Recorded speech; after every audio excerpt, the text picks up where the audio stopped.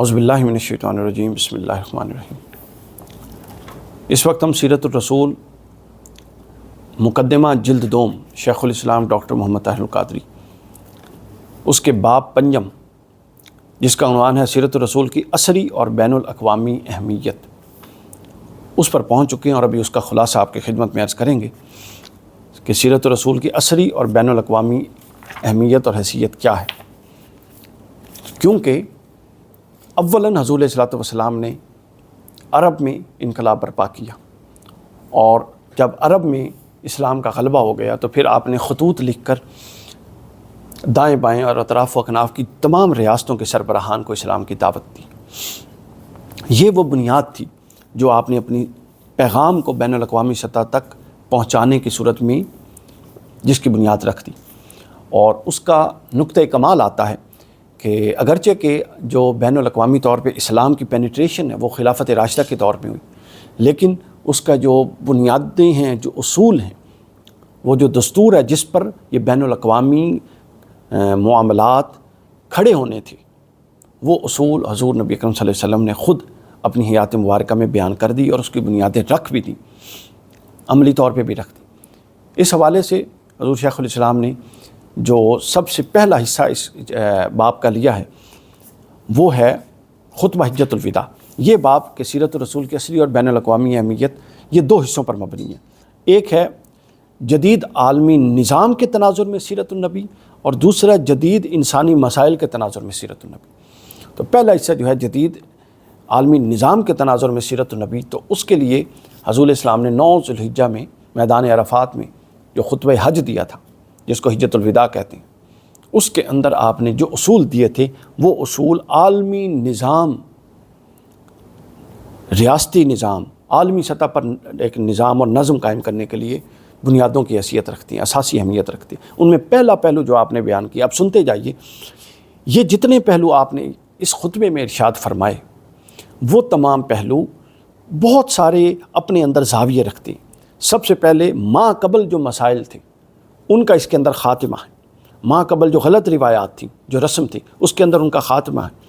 پھر اس کے بعد مستقبل کی پیش بینی ہے اس کے اندر پوری کی پوری، پھر اس کے ساتھ حال کے مسئلے کا حل ہے، اس وقت جو مسئلہ چل رہا ہے۔ سب سے پہلی چیز آپ نے فرمائی کہ جاہلانہ، سابقہ جاہلانہ اور ظالمانہ نظام کی منسوخی۔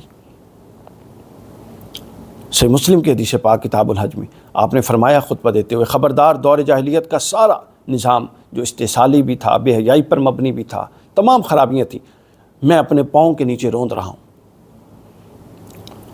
آج سے نظام جاہلیت کے سارے خون معاف ہو گئے جو پیچھے ہوئے تھے، اس کو کل عدم قرار دیا گیا۔ اب کوئی کسی کو بدلے میں، وہ تو چونکہ جنگیں لڑتے تھے کہ فلاں نے فلاں ہمارا بندہ مارا تھا، اس کے لیے ایک جنگ مسلط کر دی، تو حضور علیہ السلام نے اس سے منع فرما دیا، فرمایا پرانے سارے خون جو ہے وہ میں معاف کر رہا ہوں، کل عدم قرار دیا۔ اور آج سے، اس کے بعد فرمایا کہ آج سے نظام جاہلیت کے سارے سودی لین دین بھی ختم کر رہا ہوں۔ 3 پہلو اصولی طور پہ بیان کیے۔ پہلا فرمایا تمام روایات زمانے جاہلیت کی ختم کر رہا ہوں۔ دوسرا فرمایا سارے خون زمانے جاہلیت کے کل عدم قرار دے رہا ہوں۔ اور تیسرا فرمایا زمانے جاہلیت کے سارے سودی لین دین اس کو ختم کر رہا ہوں۔ یعنی معیشت میں، معاشرت میں اور سماجی عمرانی روایات میں ماضی کی تمام جو جہالت پر مبنی روایات اور کسٹمز تھیں ان کا انکار فرما دیا۔ پھر اس کے بعد عالمی امن کے قیام کا اعلان کیا کہ بنی نوع انسان، بے شک تمہاری جانیں، تمہارے اموال، تمہاری عزتیں، تم پر ایک دوسرے کی عزت اس طرح حرام ہے جس طرح یہ آج کا دن حرام ہے، جس طرح یہ مہینہ حرام ہے، اور جس طرح یہ شہر حرمت والا ہے، اسی طرح کوئی شخص کسی کی عزت نہیں اچھال سکتا، کوئی شخص کسی کی عزت پر ہاتھ نہیں ڈال سکتا، کوئی شخص کسی کی جان نہیں لے سکتا، کوئی شخص کسی کے مال کو نہیں چھین سکتا، یہ حرام ہے۔ اگلا پہلو جو بیان کیا وہ عالمی انسانی مساوات کا اعلان کر دیا۔ یعنی اس خطبے میں حضور علیہ الصلوۃ والسلام، آپ ان خطبوں کے، اس خطبے کے تمام پہلو کو دیکھیں تو یہ نہیں لگ رہا کہ یہ ایک محض ایک قوم سے خطاب ہو رہا ہے، بلکہ یوں لگ رہا ہے کہ یہ ایک بین الاقوامی نوعیت کا ایجنڈا دیا جا رہا ہے جس پر مستقبل کی بنیادیں کھڑی ہونے والی ہیں، جس پر دنیا نے آگے چل کر عمل کرنا ہے۔ فرمایا کہ تمام بنی نوع انسان آدم کی اولاد ہیں، اور آدم مٹی سے تخلیق کیے گئے تھے۔ آپ اندازہ کر لیں مساوات کی کیسی بنیادی چیزیں۔ اور آگے ساتھ آپ نے یہ بھی فرمایا امام حیثمی نے مجموع الزوائد میں اس کو بیان کیا ہے، اور امام طبری نے اس کو تاریخ الامم میں بیان کیا کہ اب فضیلت اور برتری کے سارے دعوے، جان اور مال کے سارے مطالبے اور سارے انتقام میرے پاؤں کے نیچے ہیں۔ یعنی کوئی کسی پر فضیلت اور افضلیت کا جس طرح نسب کی بنیاد پہ، فلاں مال کی بنیاد پہ دعویٰ کر جاتا تھا، وہ سب کل عدم کر دیے، ایک بنیاد باقی رکھی جس کا آگے ذکر آ رہا ہے، یعنی مساوات کا انسانی اصول۔ یہ وہ عادلانہ ضابطہ تھا۔ حضور شیخ الاسلام لکھتے ہیں کہ جس پر جدید جو اسٹیبلشڈ آف ورلڈ ڈیموکریسی ہے، یہ اس پر کھڑی، دنیا کی جدید جمہوریتیں جس بنیاد پر کھڑی ہوئیں، وہ یہ اصول مساوات تھا جو حضور علیہ السلام نے دیا تھا۔ پھر اس کے بعد اگلا پہلو دیا، معاشی اور اقتصادی استحصال کا خاتمہ۔ میں نے جیسا کہ عرض کیا کہ ہر نوعیت کا استحصال آپ نے ختم کر دیا۔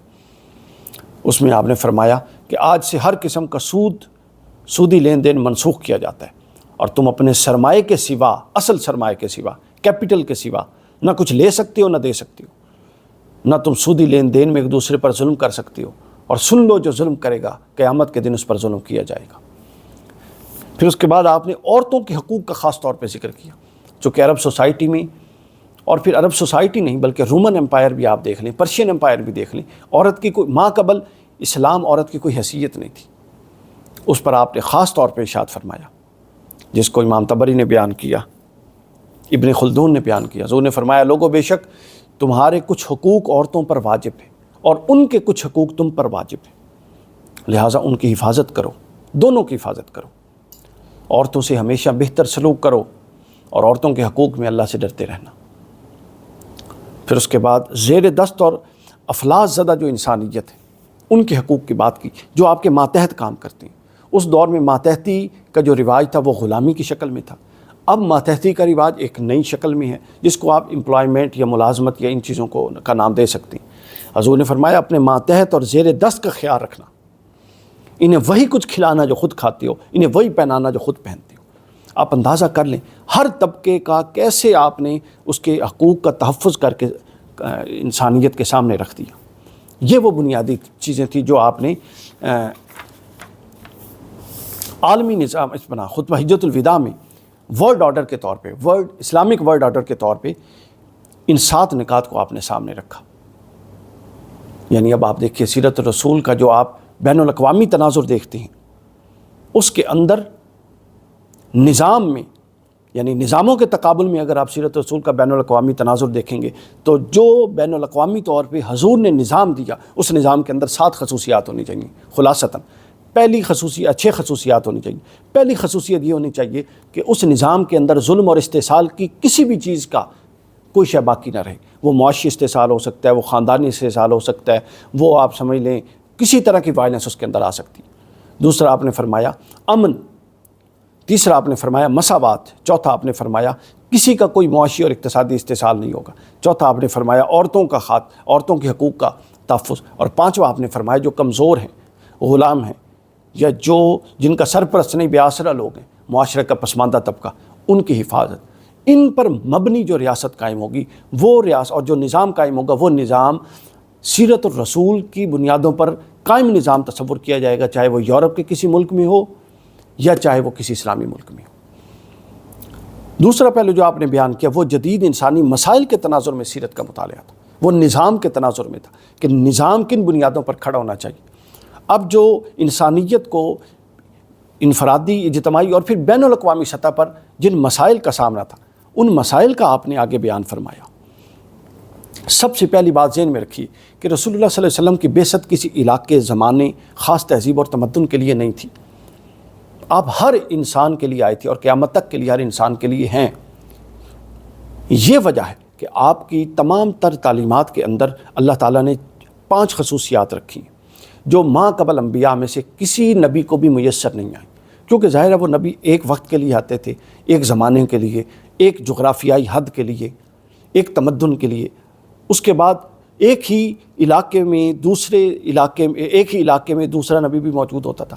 پھر دنیا میں ایک وقت میں زمین میں کئی انبیاء رہے، ابن کثیر کا قول ہے ہزاروں نبی بھی ایک وقت میں رہے، لیکن حضور کی بعثت کا معاملہ بالکل مختلف ہے۔ اب کسی نے نہیں آنا تھا، تو لہٰذا حضور کی ہر حکم کو، ہر قدر کو اور آپ کے ہر ارشاد کو اللہ تعالیٰ نے 5 پہلوؤں سے نوازا جو اس سے پہلے نہیں تھے۔ سب سے پہلے آپ کا ہر حکم ہمہ گیر ہے۔ ایسا نہیں ہے کہ زندگی کے بعض پہلوؤں کا احاطہ کرے اور بعض پہلوؤں کا احاطہ نہ کرے، ایسا نہیں، بلکہ زندگی کا ہر ممکنہ پہلو جو سامنے آ سکتا ہے اس پہلو سے متعلق رہنمائی حضور علیہ الصلوۃ والسلام کی سیرت مبارکہ میں موجود ہے اور موجود ہوگی، یہ پہلو لازمی۔ دوسرا پہلو ہے، پہلا تھا ہمہ گیر، دوسرا ہے اپنا کاملیت اللہ تعالیٰ نے آپ کی ذات اطہر کو بخشی، یعنی آپ جس حوالے سے رہنمائی دیں گے وہ جزوی نہیں ہوگی، وہ کامل اور آخری حد تک ہوگی۔ تیسری جو آپ کو اللہ تعالیٰ نے تخصص دیا وہ ہے دائمیت، یعنی آپ کی تعلیمات اور آپ کے ارشادات اور آپ کی سنت یہ نہیں ہے کہ ایک وقت تک آ کے مؤثر رہے گی اور پھر معاذ اللہ غیر مؤثر ہو جائے گی، بلکہ اس میں دائمیت ہے، وہ تا قیامت تک مؤثر رہے گی۔ پھر اگلا پہلو ہے اس میں جامعیت، ایسا نہیں کہ بعض طبقات کے لیے تو مؤثر ہوگی اور باقی طبقات کے لیے مؤثر نہیں ہوگی، بلکہ ہر طبقے فکر کوئی بھی حیثیت آپ نکالیں اس کے لیے حضور کی ذات ماڈل کے طور پہ ہے۔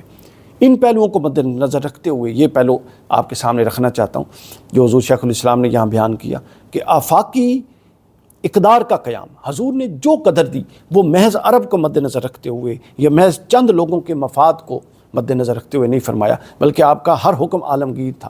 لہٰذا آپ نے جن قدروں کا فروغ دیا، جن مسائل کا حل کیا، وہ عارضی بنیادوں پر نہیں کیا بلکہ عالمگیر بنیادوں اور آفاقی بنیادوں پر کیا، اور اس کا اعتراف مسلمانوں نے تو ظاہر کرنا تھا، عیسائیوں نے بھی کیا، کرسچن اسکالرز نے کیا، بہت ساری کتب کے اندر culture in the world affair کے اندر سیمن نے اس کو بہت تفصیل کے ساتھ لیا، بیان کرتے ہیں کہ عیسائیت اور اسلام بنی نوع انسان کے لیے آفاقی اقدار پیش کرنے والے ہیں۔ چونکہ خود کرسچن ہے تو انہوں نے عیسائیت کا ذکر کر دیا لیکن اسلام کا ساتھ اعتراف کیا، اور بہت سارے مغربی اسکالرز نے اس بات کا دا کلیش آف سویلائزیشن میں اس کا اعتراف موجود ہے، پھر دا میکنگ آف ہیومینٹی میں اس کا اعتراف موجود ہے، پھر دا ہسٹری آف عرب میں اس کا اعتراف موجود ہے۔ دوسرا پہلو جو ہے جو حضور علیہ الصلوۃ والسلام کی سیرت سے اخذ ہوتا ہے انسانی بین الاقوامی انسانی مسائل کے تناظر میں، وہ ہے مکالمہ، تصادم نہیں۔ حضور نے ڈائلاگ کو فروغ دیا، جہاں بھی مسئلہ ہوتا تھا آپ مشیر بھیجتے تھے، ان کی طرف سے بات آتی تھی اور آپ بات سے ڈائلاگ سے بات آگے چلنے چاہتے تھے۔ دنیا اس وقت جس نہج پر پہنچی ہے، بالآخر دنیا کو عافیت حضور کی اسی سنت کے اندر ملی ہے کہ ڈائلاگ کے ساتھ مسائل حل کیے جائیں، آرگومنٹ سے بات کی جائے، ریزننگ کے ساتھ مسئلے کو دیکھا جائے، اور یہ حضور علیہ الصلوۃ والسلام نے بہت پہلے یہ سارا کام کر دیا تھا اور یہ فرما دیا تھا کہ تصادم کے بجائے مکالمے کی ضرورت ہے، دوسرے کے نقطہ نظر کو سمجھنے کی ضرورت ہے، دوسرے کی بات کو سمجھنے کی ضرورت ہے اور اپنی بات اس کو سمجھانے کی ضرورت ہے، محض ہر دھرمی کے ساتھ نہیں بلکہ دلائل کے ساتھ، پھر اس کو سمجھنے کا مارجن دینے کی ضرورت ہے۔ ڈائیلاگ اور ڈائیلاگ یہ مسئلے کا حل ہے۔ اس کے بعد اگلا پہلو جو سامنے آتا ہے وہ یہ ہے کہ حضور علیہ الصلوۃ والسلام وہ واحد نبی ہیں، اللہ نے بہت سارے انبیاء بھیجے، کم و بیش 1,24,000۔ دو پہلو مد نظر رکھیے، اتمام حجت ہر نبی نے کیا، کیونکہ ظاہر ہے اتمام حجت کے بعد اس نبی کے امتی یا کامیاب ہوئے یا بعض امتوں پر عذاب آیا، اور آخرت میں بھی اسی بنیاد پر ان کی کامیابی ہوگی کہ اتمام حجت ہونے کے بعد انہوں نے نبی کے پیغام کو مانا یا نہ مانا، اللہ کو مانا یا نہ مانا، لیکن کوئی بھی نبی نظام قائم کر کے نہیں گیا۔ یہ منصب صرف ختم نبوت اور حضور کا تھا، لیظہر لیظہر علی کل دین، کہ ہر دین اور ہر تصور پر اسلام کو غالب کر دے، لیظہرہ علی الدین کلہ، ہر تصور پر اس کو غالب کر دے، یعنی نظام اللہ کی وحی پر مبنی نظام صرف حضور نے قائم کیا۔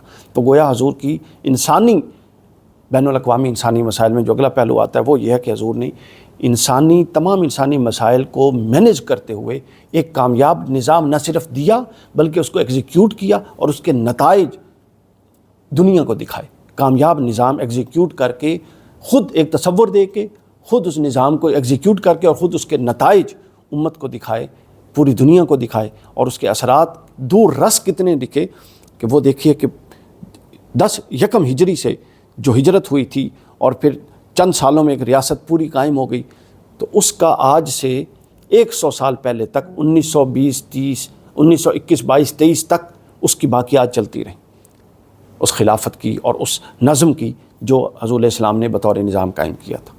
اب بھی ہیں الگ الگ ریاستوں میں، لیکن نو آبادیاتی نظام کے بعد اس کی صورت بدل گئی ہے۔ اگلا پہلو جو سامنے آتا ہے جی، وہ عالمی برداشت کا کلچر ہے، پیشنس۔ آپ حضور علیہ السلام کے معاہدات دیکھیں جو حضور نے دنیا کے ساتھ، لوگوں کے ساتھ کیے۔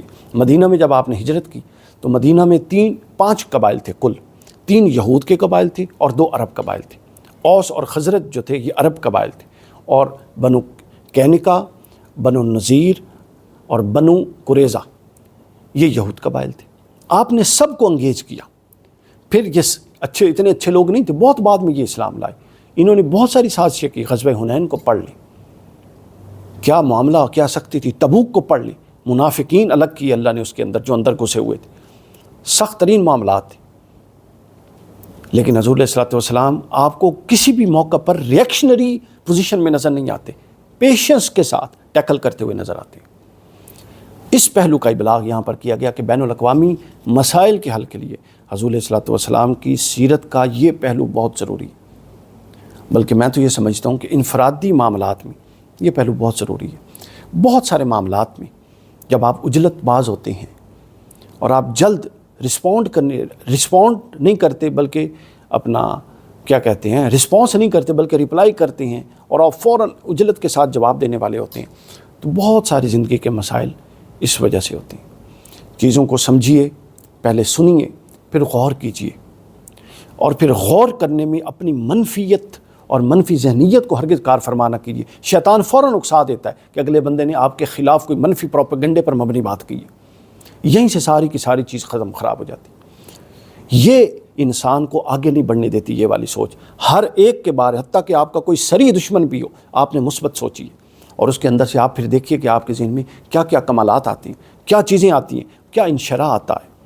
حضور علیہ السلام تو ظاہر ہے سر سے پیر تک اللہ کا معجزہ تھے، اور اللہ تعالیٰ کی عنایات سے مبنی تھے، اور لبریز تھے اللہ تعالیٰ کے اسرار اور رموز سے۔ لیکن اس کے باوجود آپ نے ان انسانی قدروں کے احیاء پر جو کام کیا، یہ اس پر عام طور پہ بیان نہیں ہوتا۔ تو یہ پیشنس بہت ضروری ہے۔ آپ نے ایسے نہیں عرب قوم کو اور بہت سارے دیگر قبائل کو فتح کر لیا، اس بنیاد پر کیا۔ پھر اگلا پہلو جو اس کے اندر آتا ہے وہ ہے نسل انسانی کی وحدت۔ تمام انسان آدم کی اولاد ہے، بطور انسان کسی میں کوئی فرق نہیں، تقوی کی بنیاد پہ فرق ہوگا۔ مال کوئی وجہ فرق نہیں ہے، منصب کوئی وجہ فرق نہیں ہے، نسب کوئی وجہ فرق نہیں ہے، وجہ امتیاز نہیں ہے۔ وجہ امتیاز کیا ہے؟ قرآن کا اگر مطالعہ کریں تو ایک علم سامنے آتا ہے یا تقوی سامنے آتا ہے، تیسری کوئی چیز نہیں ہے۔ پھر معاشی عدل اور احسان کا درس دیا۔ اولاً تو عدل ہے کہ آپ نے کسی کا حق نہیں مارنا، لیکن حضور علیہ السلام کا مزاج مبارک احسان والا تھا کہ آپ نے جس کو جتنا دینا اس سے زیادہ دیں۔ آپ اس سے دیکھیں، اگر آپ کسی کو اس کے حق سے زائد دیں تو اس کا تصور آپ کے بارے میں کس طرح کا پازیٹیو ہو جائے گا۔ تو حضور علیہ السلام نے یوں دلوں کو فتح کیا۔ پھر اس کے بعد اگلا پہلو جو آتا ہے وہ صدقہ، انفاق اور کھانا کھلانے کا ہے۔ لازمی حکم دیا۔ حضور مدینہ تشریف لے گئے، ہجرت مدینہ ہوئی، اور ہجرت مدینہ میں مدینہ پہنچ کے پہلا خطبہ جو کیا اس میں پتہ ہے کیا فرمایا؟ 3 حکم فرمایا، افش السلام، دوسرا حکم فرمایا اطعام الطعام، اور تیسرا فرمایا واصل الارحام، کہ پہلا فرمایا سلام کرو سب کو، سلامتی پھیلاؤ، سلامتی کے عمل بردار بن جاؤ۔ دوسرا فرمایا کھانا کھلاؤ، جس کے پاس نہیں ہے اس کو دو، اور تیسرا فرمایا جوڑو، لوگوں کو آپس میں جوڑو، رشتے بھی جوڑو اور ویسے بھی لوگوں کو جوڑو۔ اگلا پہلو جو ہے وہ آپ نے وہی جو تصور معیشت والے حصے میں بھی ہم نے بیان کر دیا کہ ہر انسان کے بنیادی حق برابر ہیں، کسی کو اس کے بنیادی حق سے محروم نہیں کیا جا سکتا، اور اس صورت میں تو بالکل بھی نہیں کیا جا سکتا کہ چند لوگوں کو اتنا دے دیا جائے کہ باقی لوگ محروم ہو جائیں، اس سے منع فرمایا۔ پھر عورت کی عزت اور اس کے حقوق کے تحفظ کا آپ نے بیان فرمایا۔ اس کے بعد انسان کو نظم دیا، انسان کی ہر اہلیت کو، ہر شخصیت کے ہر پہلو کو نظم دیا۔ جنسیت، شہوت، یہ انسان کی شخصیت کا پہلو ہے، کوئی انسان اس سے بری ہونے کا دعویٰ نہیں کر سکتا۔ اس کو نظم دیا، نکاح کے خاندان اور نکاح اور خاندان کے شعبے کو جنم دے کر، شعبے کو کھول کے فرمایا کہ ہر شے کو اللہ تعالیٰ ایک خاص نظم سے، ہر صلاحیت اور اہلیت کو ایک نظم دینا چاہتا ہے۔ لہٰذا جنسی تسکین کے لیے نکاح کو فروغ دو۔ اس سے کیا ہوگا؟ جب نکاح کو فروغ دیا جائے گا تو ایک انسان فوکس ہو جائے گا، غیر ضروری چیزوں سے وہ خود بخود بچ جائے گا۔ پھر اس کے بعد نوجوانوں کے لیے پریشان حالی جو آج کل ہے بہت زیادہ ڈپریشن، اس کے لیے فرمایا کہ اللہ کے ذکر میں اطمینان ہے، یعنی کچھ وقت خلوت میں بھی رہیں، اپنے آپ کو وقت دیں، اللہ کے ساتھ اپنے تعلق کو مضبوط کریں، اسی میں پھر نفسیاتی اور باقی ساری چیزیں۔ تو یوں یہ پورا کا پورا پھر ماحول کو بہتر بنانے کی تجویز دی، شجر کاری کریں اور ماحول کے اندر سے ان تمام عناصر کو مائنس کریں جو ماحول کو خراب کرنے کے باعث ہیں، کسی بھی طرح کی خرابی کا باعث ہیں۔ یوں اس باب میں 2 پہلو ہم نے بیان کیے، اختصار کے ساتھ ان کا جائزہ بیان کیا، جن میں پہلا پہلو ہے کہ جدید عالمی نظام کے تناظر میں سیرت رسول کی اہمیت اور اس کا مطالعے کی اہمیت، اور پھر اس وقت جو انسانیت کو درپیش مسائل ہیں اس کے تناظر میں سیرت رسول کے مطالعہ اور اس کی اہمیت کو۔